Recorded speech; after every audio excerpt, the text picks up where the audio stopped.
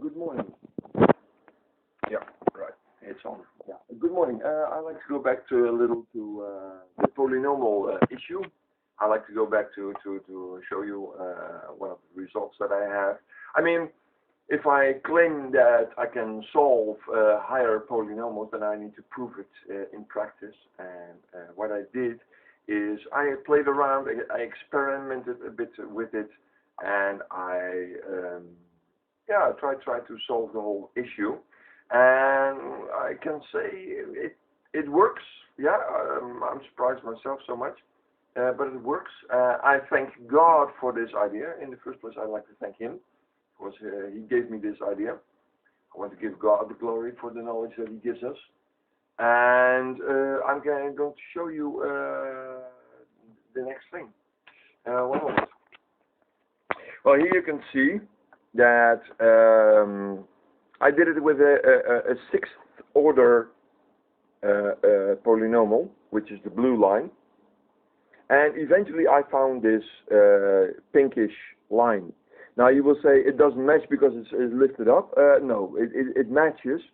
But what I did is, as you can see maybe in the formula, I added, in every point I added 2. And so it matches if I take away the 2, plus 2, and then like this, and oops, there you see it. Then it matches perfectly. It matches really perfectly. So the only thing I did is it matches the blue line that's laying underneath it, but to make it clear that it matches, and to show you as well, I have everywhere added 2, and then you get this. So yeah, it works, folks. It works. The blue line is the original one, and this is a parabola which I approach this 0 point. This is a green parabola which approaches this 0 point. This purple line is another parabola which takes this point into account. This bluish, lighter bluish parabola matches with this 0 point. This yellow parabola matches with this 0 point, and here's a very teeny, skinny parabola that matches this 0 point. Well, and then I checked, of course, the error, and it's really, really, really low. 10 to the minus 10 to 10 to the minus 14 is the error that I make with these approximations and with these things. So, well, I reconstructed the 0 points, that are these numbers, and based on these 0 points, I reconstructed this pinkish line and added 2 to make clear that you can see the match.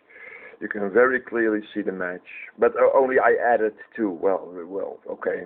If I subtracted 2, then, as I showed you before, I get the same line. And so, folks, I think I've proven it to work. In my opinion, this was the original line. I don't know if the resolution of my camera is big enough to see it, but that was this. That was the original. It's x to the 6th minus 2x to the 5th minus 26x to the 4th plus 28x to the 3rd plus 145x to the 2nd, 145x to the 2nd minus 26x minus 80, and that's divided by 100. That was the original formula, and that's the blue line, and I have matched it with my way of approaching the whole thing and reconstructing it, the 0 points, and I use them to fit this one, to make this line you can see here, x minus this, x minus that, and so on, so on. The normal way you construct one of the ways to construct a higher polynomial, but now with 0 points. So yes, I'm very pleased. It works.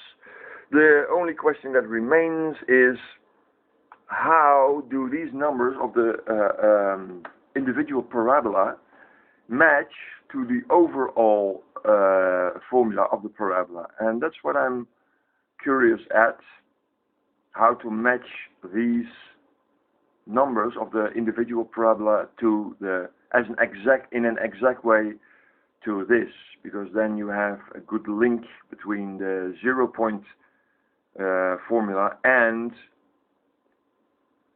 the overall parabola, or the overall formula. The question is, how do these numbers play a role in that? I mean, somehow they must play a role in constructing these numbers. Question is how. Okay, that's the next question. Maybe you can help me with it. Okay, thanks for watching. This was my contribution, in this case to mathematics. Hope you enjoyed it. Thanks for watching, and see you next time. Hasta la vista.